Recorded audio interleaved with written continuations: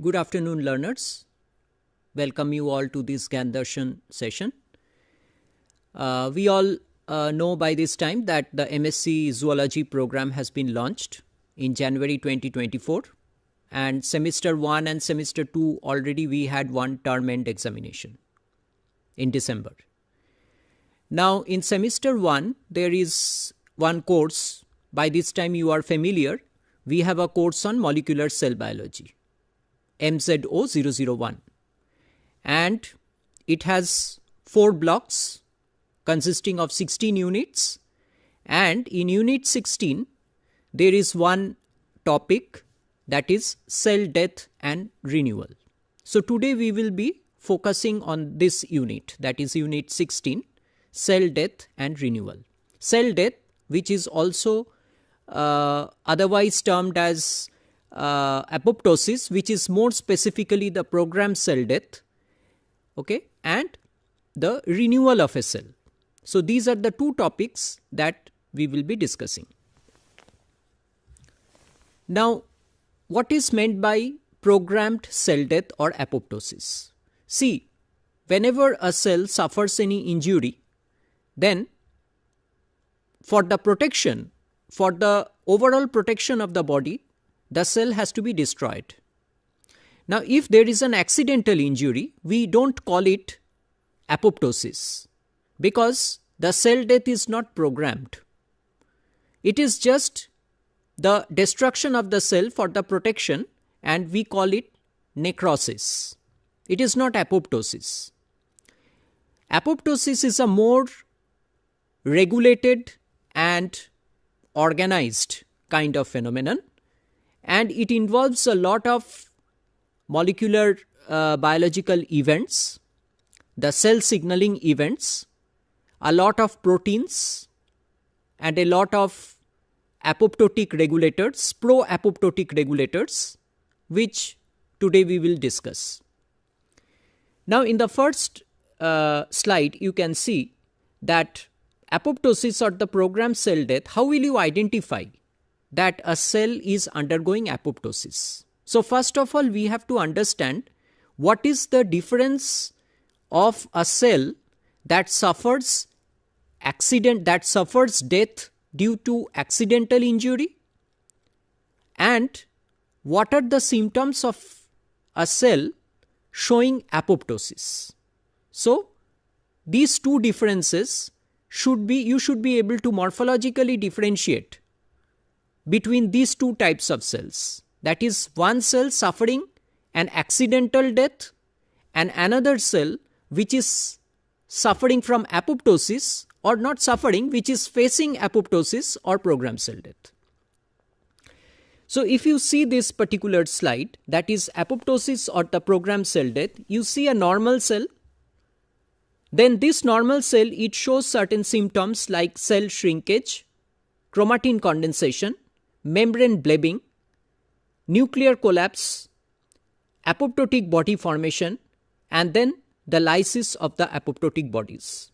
So these are the different signs or the different features of a cell that undergoes apoptosis. So here you can see that again in this particular slide you can see that a viable cell, there are two options. One, it can pass through apoptotic stages, and another, it can pass through the necrotic stages. You can see that there is a basic difference. In case of apoptosis, there is a shrinkage and chromatin condensation, as we have already seen in the last slide. Then budding, membrane blebbing or budding, apoptotic bodies phagocytosed with no inflammation. So one major difference between a apoptotic cell and a necrotic cell is that in case of necrotic cell, it undergoes inflammation. The cell swells or it explodes, and it releases certain toxic materials to the exterior of the cell. Whereas in the apoptotic cell, it's just the reverse, that is, the cell undergoes shrinkage, the cell undergoes condensation, whereas in a necrotic cell, it undergoes swelling. So this is the major difference. So microscope, when these two kinds of cells are placed in a microscope, you can, in an electron microscope, if you are asked to examine or distinguish between these two cells, so this is the first sign that will help you to distinguish between these two types of cells. So, necrosis is a passive cell death, exhaustion of oxygen or nutrient, exhaustion of ATP in the cell, impairment of the cell membrane, and enzyme release causes inflammation. Whereas, if you see apoptosis, here also it is cell death, but there are a series of intracellular signaling, which we will discuss today.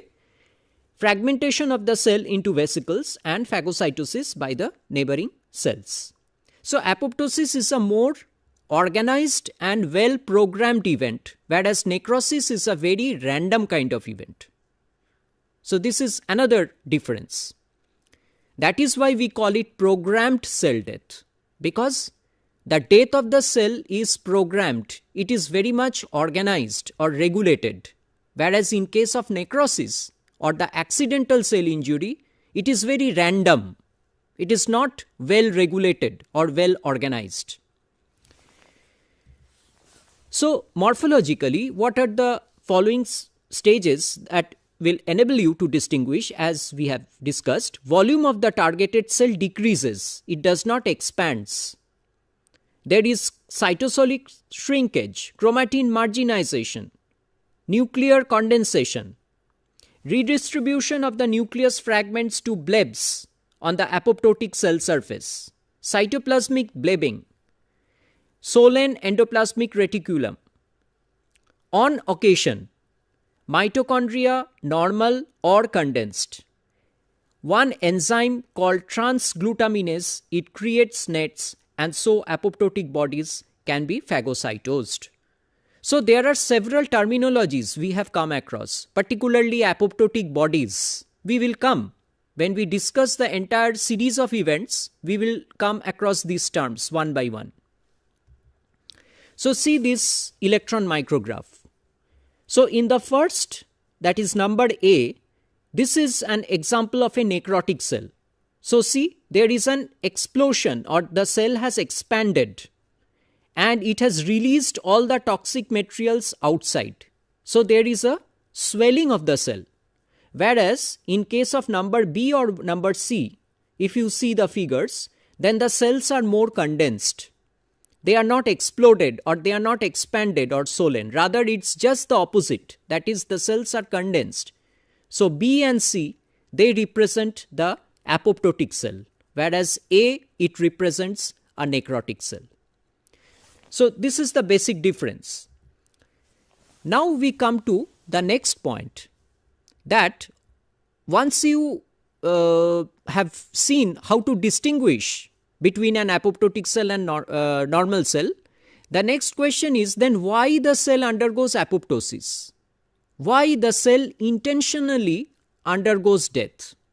Because cell death, we know that a cell dies because of some injury.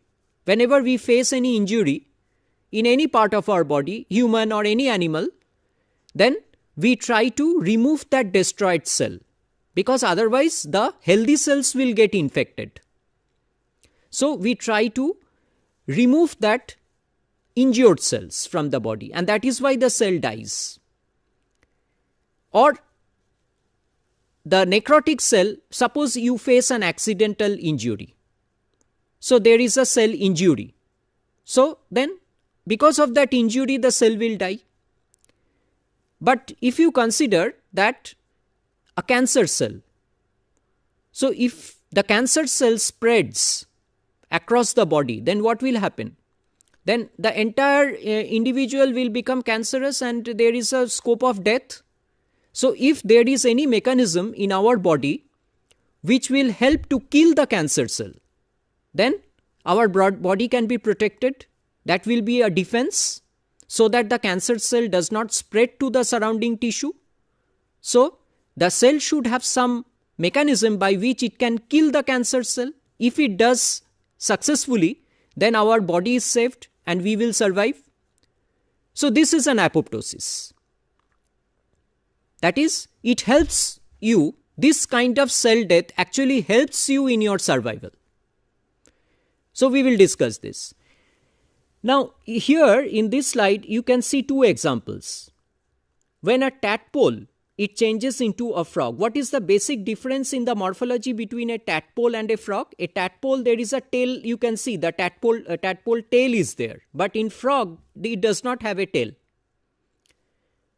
So this is called metamorphosis. When the tadpole, it converts into the adult frog. But in this process, the tail disappears. How it disappears? It disappears through programmed cell death or apoptosis.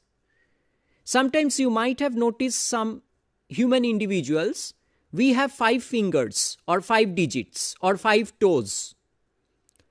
So sometimes you might see that in some individual there is an additional finger, additional digit formed, maybe in between the thumb and the first finger. There is an additional digit formed or small kind of finger generated. How? Because these persons are compromised in apoptosis. Because our body is trying to divide, the cell of a normal individual is trying to divide every time. But apoptosis keeps them suspended. And that is why in normal individual like us, we do not have that extra digit or extra finger. We have only 5 fingers. But if this apoptosis mechanism is disturbed or suspended due to some reasons, then it might happen that there can be an additional finger formation. Because in these individuals, the apoptosis is weak. That is why the cell death is not occurring. And that is why the cells are dividing and they are giving rise to some extra tissues, unwanted tissues. So I hope you can understand what is the significance of apoptosis. It helps to maintain the normal condition of an individual. Whether in terms of non-cancerous cell, whether in terms of having the exact number of tissues in our body or the presence of normal organs in our body. So these are very important.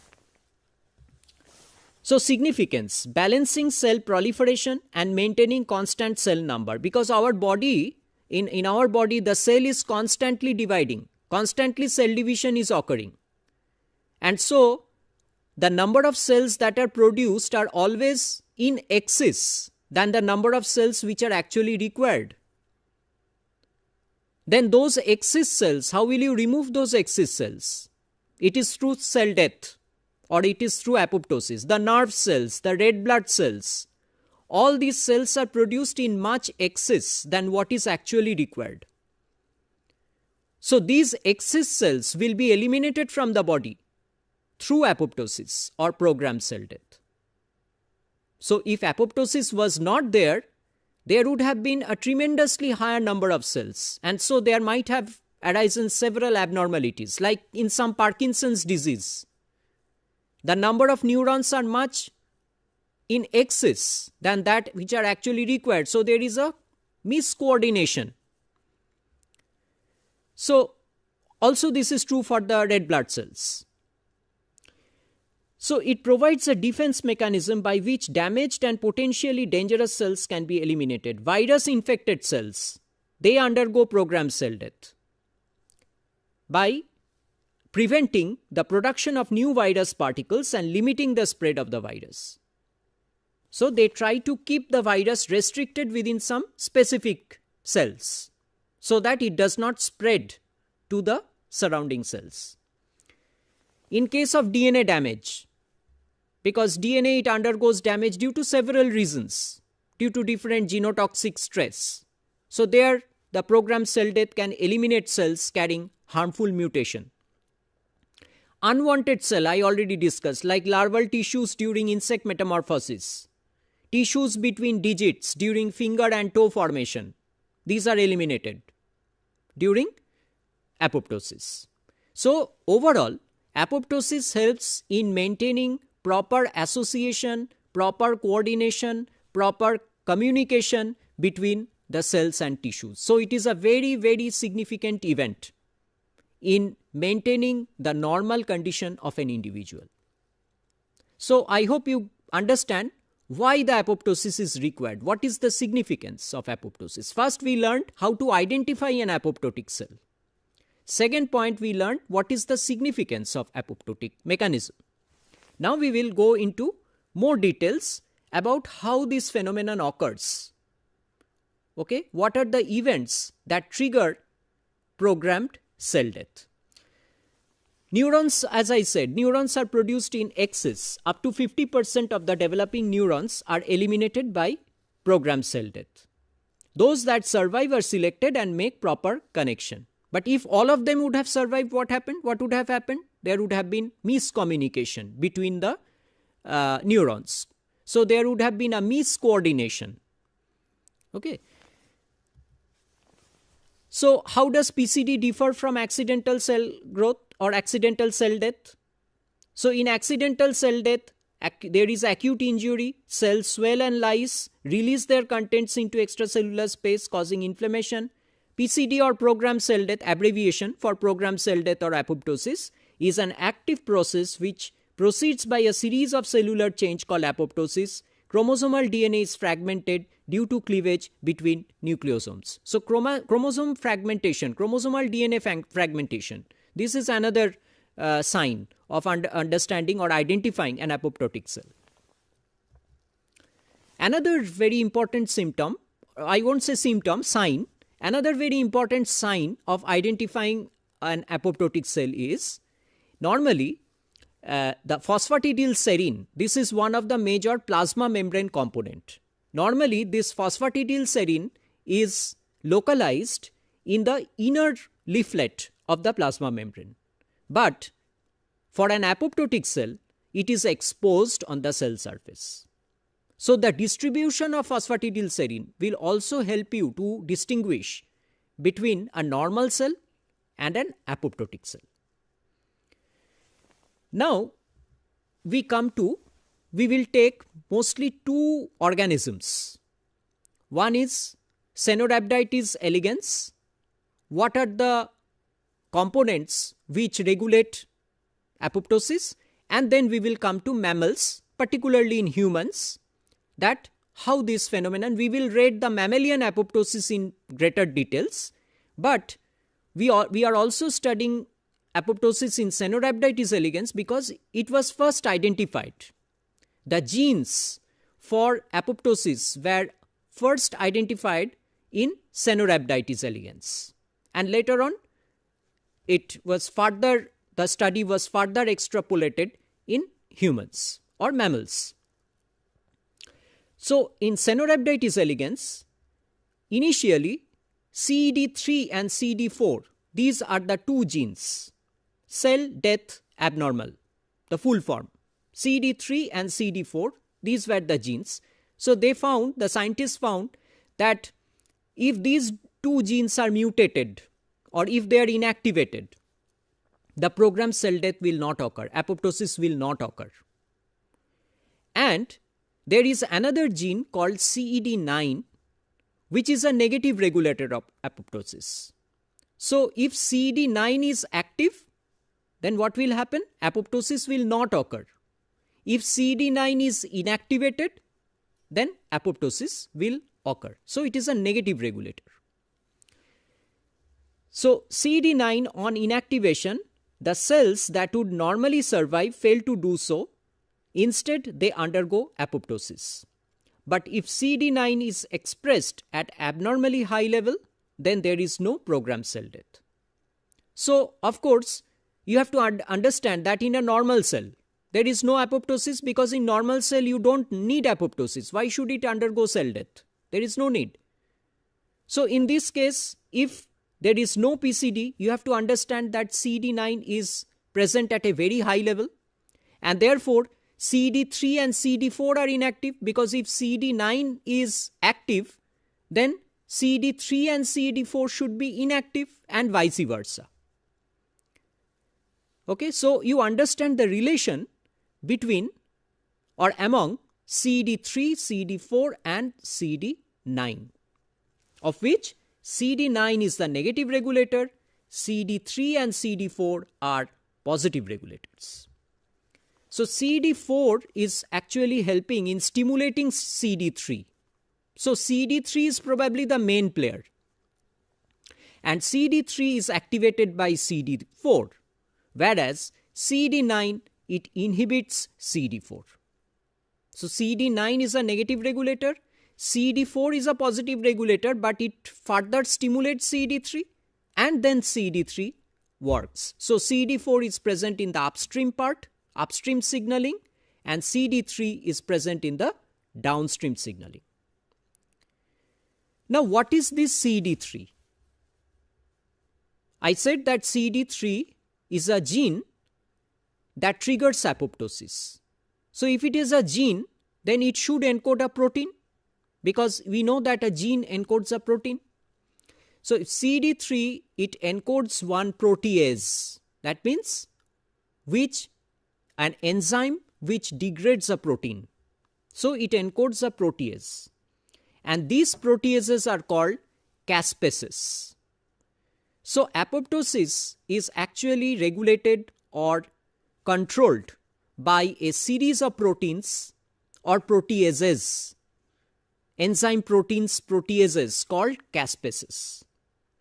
Caspases, they have cysteine at their active sites, and they target any protein after aspartic acid residues. So they destroy any protein by cleaving after aspartic acid residues.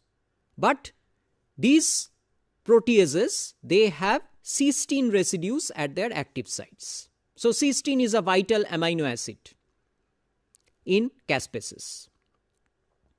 So if they destroy, these caspases, they can also act on the target proteins, as I said, and they cleave the nuclear lamins, leading to the fragmentation of the nucleus, cytoskeletal proteins, and also they disrupt the DNA, the nucleic acids.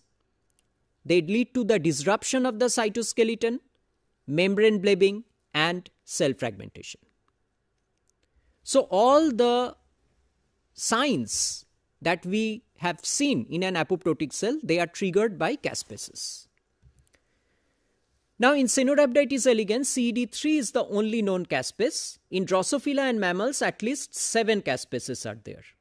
Now we will discuss how these caspases are activated. I mean, whenever a cell has to undergo apoptosis, then these caspases, they have to be activated, because the caspase remains in an inactive state in the body. In the normal cell, the caspases are there, but the caspases remain in an inactive form, which are called procaspases. And these procaspases, they need to be activated through some proteolytic cleavage, catalyzed by other caspases. So there are two groups of caspases. One is initiator caspases and another is the actual caspases or the activator caspases. So initiator and then the effector.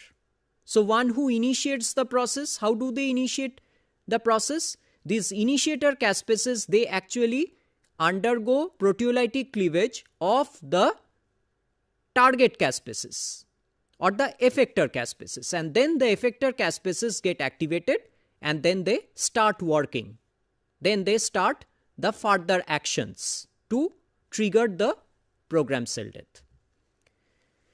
Now in mammalian cell, caspase 9 is the key initiator caspase. It gets activated by binding to APAF1, which is a mammalian homologue of CD4 in a multi-subunit complex called apoptosome. So apoptosome formation is one very important feature or event during apoptosis. This complex formation requires cytochrome C, which is released from the mitochondria by the apoptotic signal. So whenever a signal is received, one very important feature is the cytochrome C is released from the mitochondria. Normally cytochrome C is present within the mitochondria, but during apoptosis this cytochrome C is released and there is the apoptosome complex formation. After being activated, caspase 9 initiates proteolytic cleavage of procaspase 3 to form active caspase 3. So procaspase 3 is inactive precursor, caspase 3 is the effector caspase. And who is the initiator caspase? Initiator caspase is caspase 9, because caspase 9 actually helps in the proteolytic cleavage of procaspase 3 to caspase 3. Only then the cleavage of the nuclear lamins and all other events that we discussed, it will occur. Now in the next slide you can see the exact the diagram. If you see the diagram, you will understand now. In the left hand side, if you see the diagram, procaspase activation. So initially there is an inactive procaspase. There is a cleavage site and therefore the pro domain is being released. So it's activation by cleavage, and then you have the active caspase. And then what you see is very interesting, that it's called a caspase cascade, because whenever you generate one active caspase, it will bring many molecules of active caspase together. And it's a kind of chain reaction or amplification reaction or chain reaction. And several active caspase molecules, they get assembled. And more caspase molecules, they are aggregated or assembled, giving rise to the series of events like chromatin marginization, whatever we discussed, nuclear condensation, shrinkage, cytoplasmic shrinkage, membrane blebbing. So all these symptoms. So what are the learners? What did we learn? We first learnt about the caspase. We learnt about the two types of caspases, that is initiator caspase and effector caspase. Initiator caspase, what is its main function? Its main function is to trigger the active, is to activate the effector caspase. How it does so? It first undergoes proteolytic cleavage of an inactive procaspase to active caspase, and then what happens is a chain reaction. Several active caspase molecules, they are assembled and aggregated, giving rise to the further downstream signaling events. So this is the event. So if we go through step by step now, that is, activation is triggered by adapter proteins or initiator procaspase. Initiator procaspase have a small amount of protease activity, forcing them into a complex tissue formation, assemble them through mutual activation. So each of them, they mutually trigger proteolytic cleavage and they mutually activate each other. And this aggregation, it causes a conformational change that activates the procaspase. So this assemblage or this aggregation is very, very important to trigger the proteolytic cleavage and to trigger or activate the procaspase into active caspase.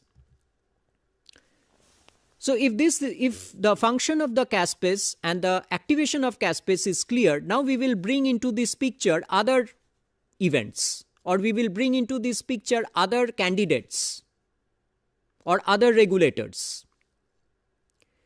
So accordingly, we can divide the apoptotic regulators into two groups: the anti-apoptotic regulators and the pro-apoptotic regulators.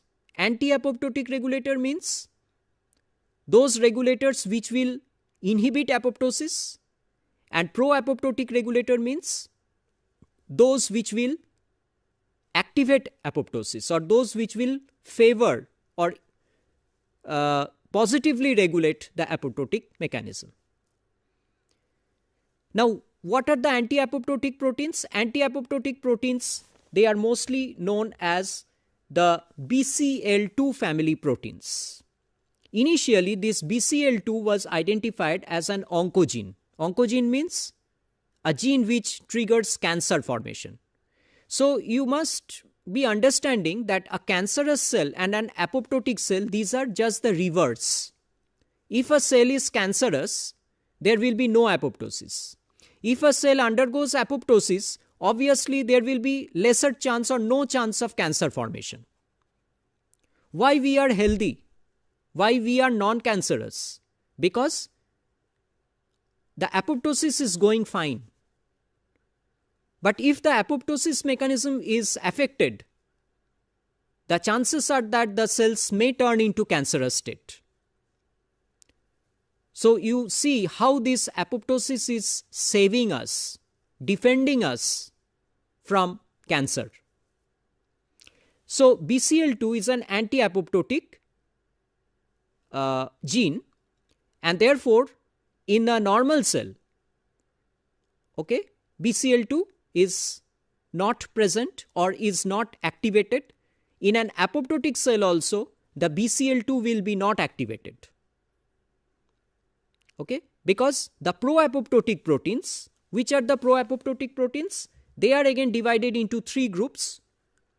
The pro-apoptotic, not three groups, two groups, pro-apoptotic multi-domain and pro-apoptotic single domain. Pro-apoptotic multi-domain, backs and back, they have three homology domains, BH1 to BH3, and pro-apoptotic single domain, BID, BAT, NOXA, PUMA, BEAM, these are the different proteins. So all of them are the pro-apoptotic proteins. So if you will see now, if we try to assimilate, or if we try to assemble the entire picture, we will be coming shortly that the entire picture how it occurs. But before that, we are just focusing attention on which are the regulators. So mitochondrial pathway of apoptosis, as a result of damage to mitochondria, apoptosis is induced. When activated, the pro-apoptotic BCL2 family proteins form oligomers in the mitochondrial outer membrane. Therefore, the cytochrome C is released from the mitochondrial membrane, and then the release of cytochrome C to the cytosol followed by its binding to APF1, which triggers apoptosome formation and caspase 9 activation. So when caspase 9 is activated, after that the caspase 3 will be activated, because caspase 9 is the initiator caspase. But even to activate the initiator caspase, you need some other upstream events which we have discussed now. That the main signal should come from the mitochondria through the apoptosome formation and the release of cytochrome C from the mitochondria. So caspases are also regulated by a family of proteins called IAP, inhibitor of apoptosis family. IAP members directly interact with caspase and suppress apoptosis. So inhibitor of apoptosis, that means which will inhibit apoptosis. How do they inhibit apoptosis? They suppress apoptosis by inhibiting caspase activity or by targeting caspases for ubiquitination and degradation. Ubiquitination is a form of destruction of the proteins. So if the caspases get destroyed or degraded, then there will be no apoptosis. IAP does exactly that. And that's why they are called inhibitors of apoptosis formation. In mammalian cells, there are yet other proteins that promote apoptosis, like SMAC, Diablo, OMI, HTR2, that stimulate cell death by interfering with the action of IAP. So again, there are proteins which will try to inhibit IAP. So if you can inhibit IAP, then you can promote apoptosis. SMAC, Diablo, these are some pro-apoptotic proteins which try to suspend IAP and thereby promote apoptosis. So you see it's just a tug of war going on between a anti-apoptotic protein and a pro-apoptotic protein. Which will win? So there is a tug of war. There is a race going on between these two groups of proteins. So BCL2 family proteins and IAP proteins are the main intracellular regulators of cell death program. So I hope it is clear what are IAPs. The IAPs, they inhibit apoptosis in two ways. They bind to some procaspase to prevent their activation, and they bind to caspases to inhibit their activity.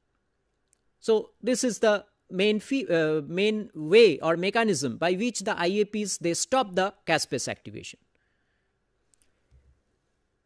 When mitochondria release cytochrome C, they also release a protein that block IAPs. So if you have to undergo apoptosis, then you have to arrest IAP activation. So you need again some proteins that will stop IAP. So that actually happens during the release of cytochrome C. So that is why release of cytochrome C is one very major event in the apoptotic mechanism.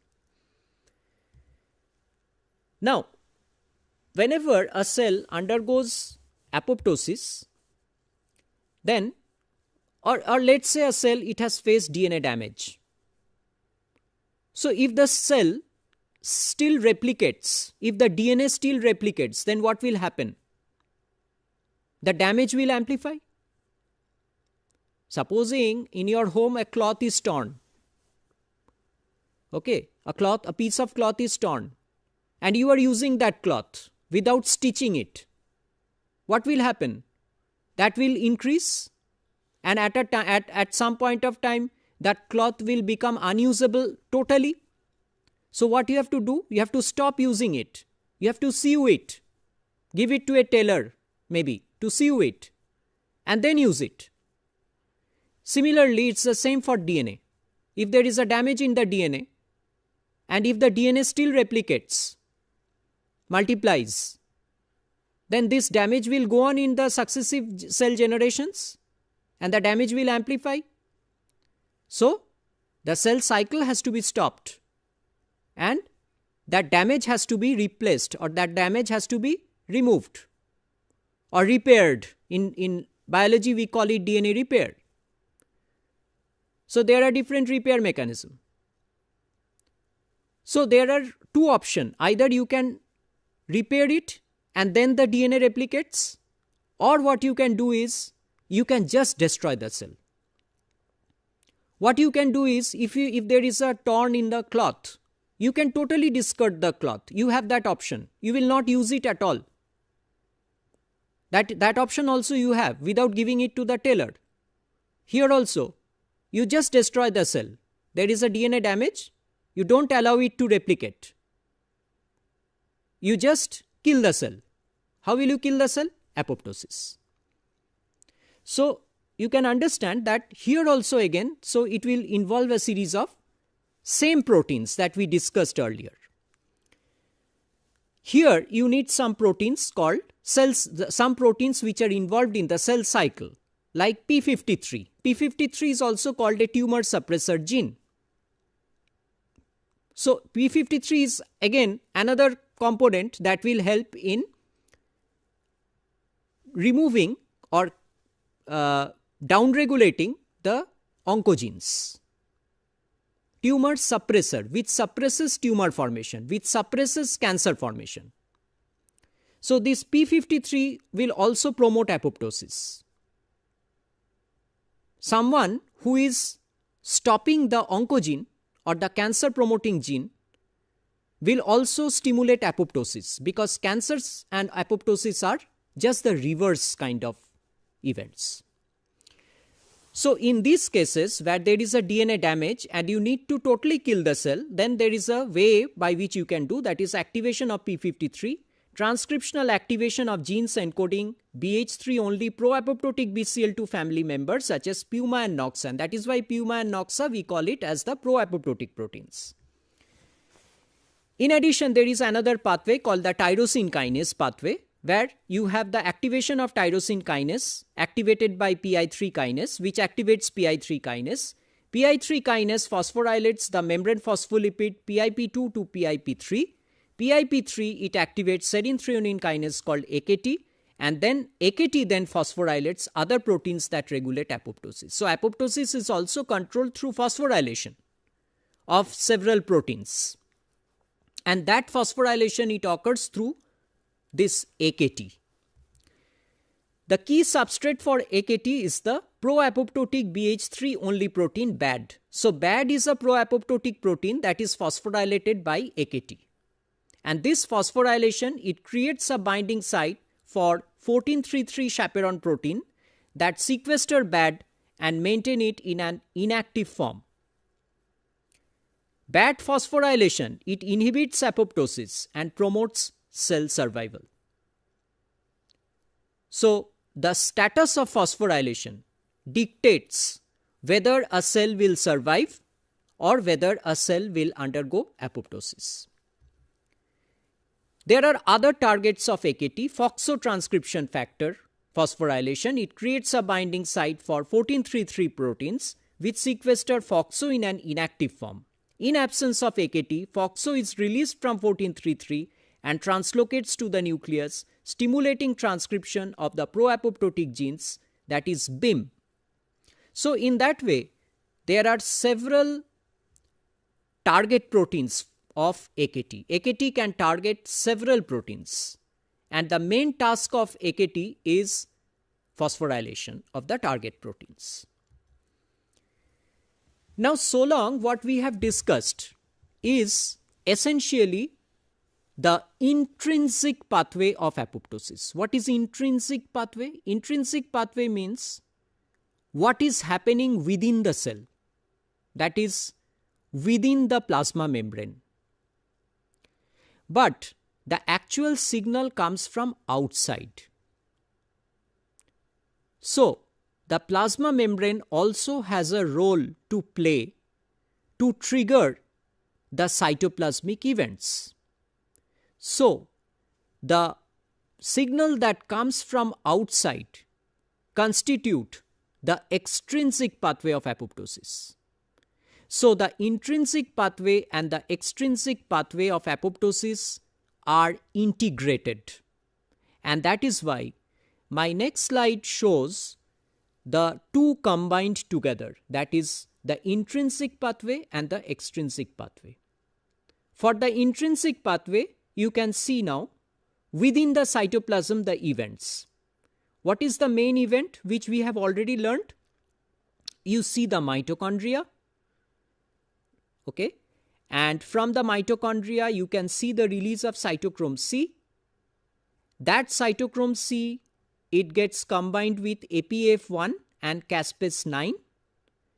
APF1 to form the apoptosome, and that apoptosome activates caspase 9, and that caspase 9 activates caspase 3, and that caspase 3 promotes apoptosis through DNA fragmentation.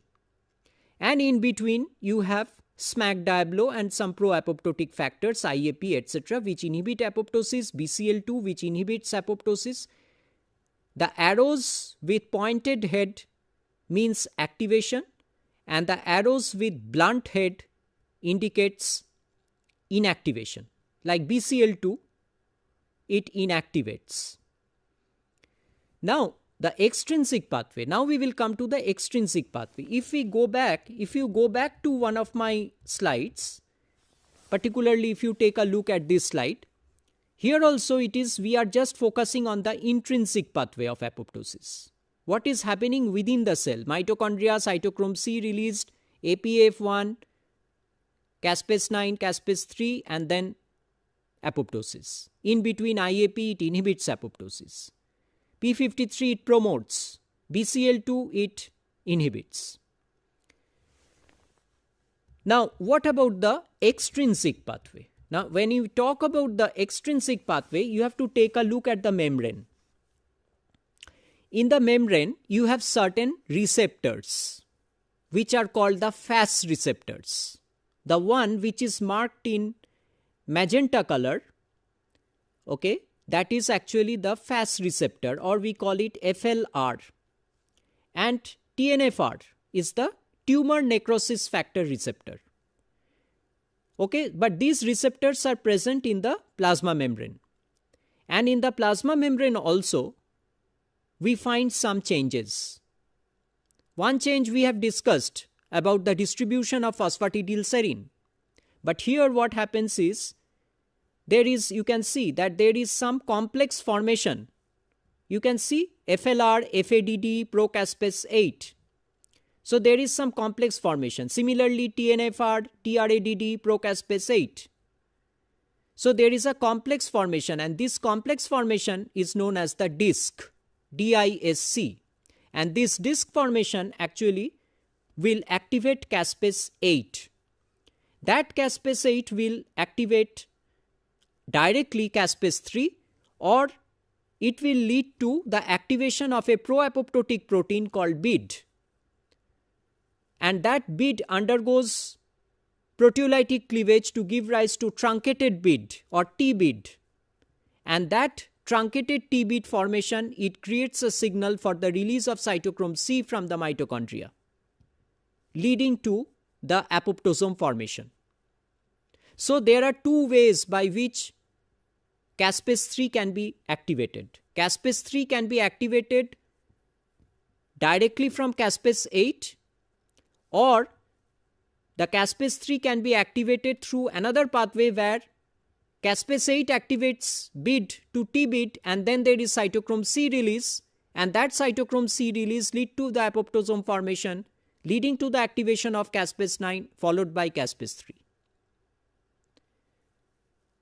Any of these two might happen, or in fact the two can occur side by side, hand in hand. So in Fas signaling, the Fas L stands for ligand, binds to Fas, leading to the receptor trimerization. Adapter proteins via their DDs, Fas associated dead domain protein, then bind to the cytosolic dead domains of Fas. FADD in addition contains a death effector domain DED to which the DED or procaspase 8 can bind. So you see that there is a complex formation between Fas receptor, Fas ligand. Ligand means the signal that is coming from outside. FADD and procaspase 8. This complex is called disc. After the disc formation, then we found two pathway. One is caspase 8 activation, directly activating caspase 3, or via BID. That is, caspase 8 can cleave the BID protein, leading to the truncated BID, which moves to the mitochondria, induces the release of cytochrome C release, okay, and then the apoptosome formation, followed by the activation of caspase 9 and caspase 3. And the same event also holds true for the TNF receptors, just like the Fas receptors. That is, trimerization of the receptors followed by the same series of events. So I am not repeating the event occurring for the TNFR, but the nature of events are the same. Now another secondary messenger which is essential for Fas-induced apoptosis is ceramide. How is this ceramide generated in an apoptotic cell? Ceramide can be produced by the action of an enzyme called sphingomyelinase.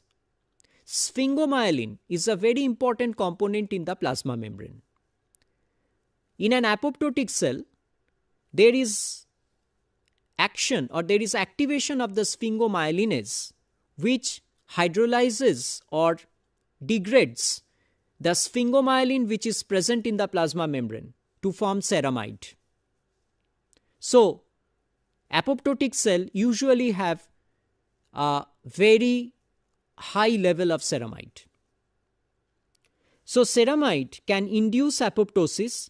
Therefore, it has been found that many apoptosis inducing drugs, they increase ceramide concentration. Why? Because they want to promote apoptosis by increasing the level of ceramide, like etoposide, dexamethasone. These are some of the drugs which stimulate sphingomyelinase action. Daunorubicin, this is another drug which appears to stimulate the sphingomyelinase again.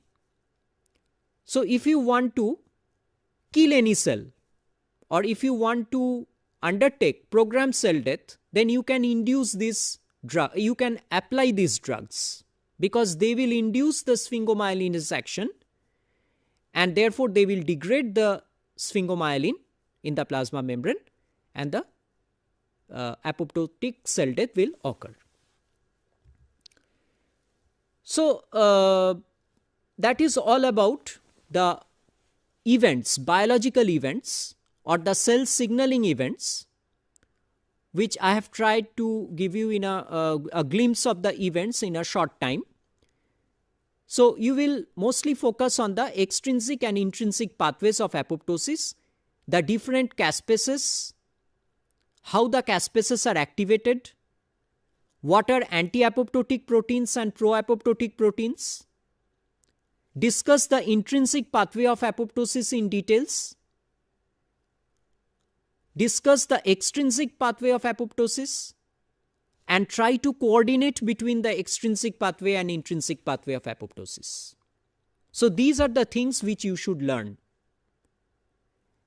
And what are the role of AKT and IAPs in regulating the anti-apoptotic proteins and the pro-apoptotic proteins, and also by and large the caspases.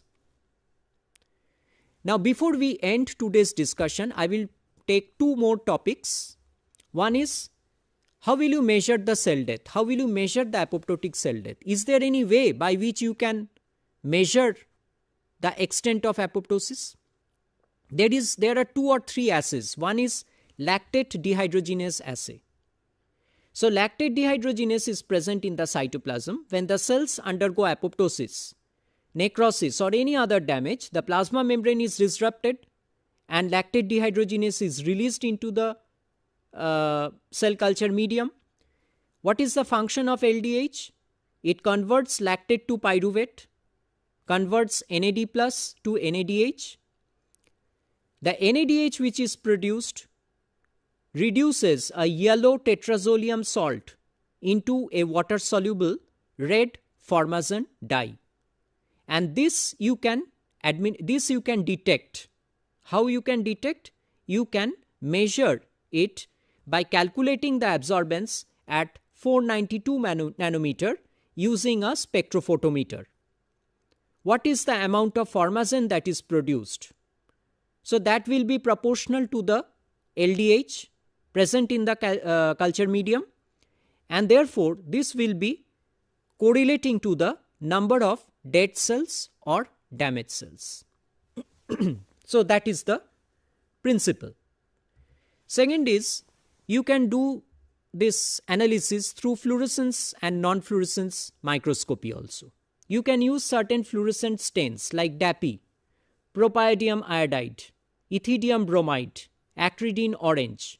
You can use some non-fluorescent stain, methyl green, trypan blue.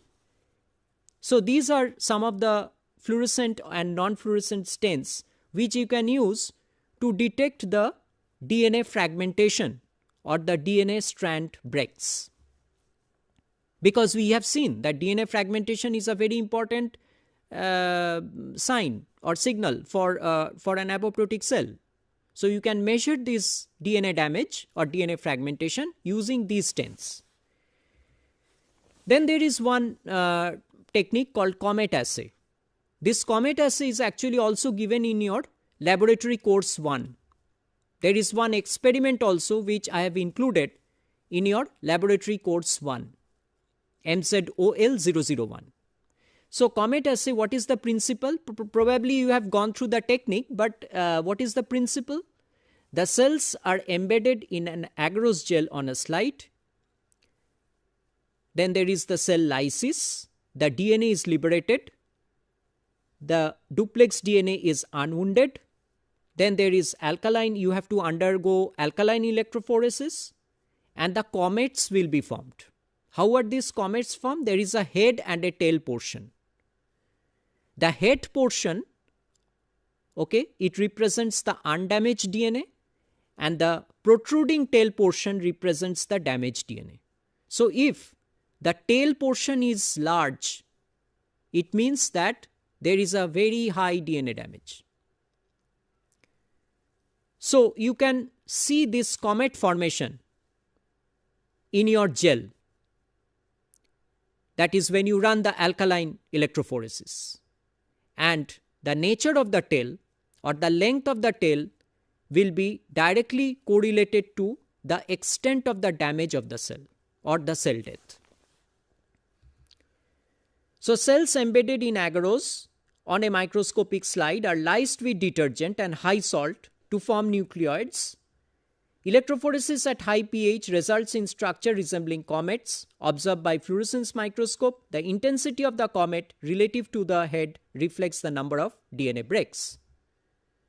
So this you can do, this kind of assay you can use for measuring any kind of genotoxic stress which a cell is facing. Another assay is there which is called tunnel assay. What we do here is the DNA fragmentation by fluorescing the free ends of the DNA, detects single and double strand breaks. Due to DNA fragmentation and strand breakage, the 3' hydroxyl termini becomes free. You then label it enzymatically with a modified nucleotide DUTP and digooxygenin, and then you add the anti-digooxygenin for signal detection. So TDT stands for terminal deoxynucleotidyl transferase, which is used to end label the 3' hydroxyl group exposed during cleavage process. But there are some limitations of this technique, that it is the sensitivity and the specificity. Lastly, we will spend maybe 2 to 3 minutes on what is meant by cell renewal. Renewal means the cell is renewed. The damaged cell tries to generate new cell, like whole body regeneration in Hydra. It can regenerate the foot and head after amputation. Organ-specific regeneration can be seen in the vertebrate liver.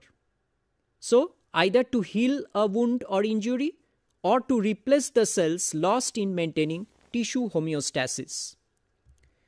Stem cells can renew themselves. This is called self-renewal, maintaining the stem cell pool throughout the entire life. Self-renewal is similar to proliferation, as both depend on cell division. Embryonic stem cells, which are derived from the inner cell mass of the blastocyst, can generate any cell type in the body and hold an indefinite potential for self-renewal. And this ability is known as pluripotency, and such cells are known as pluripotent cells.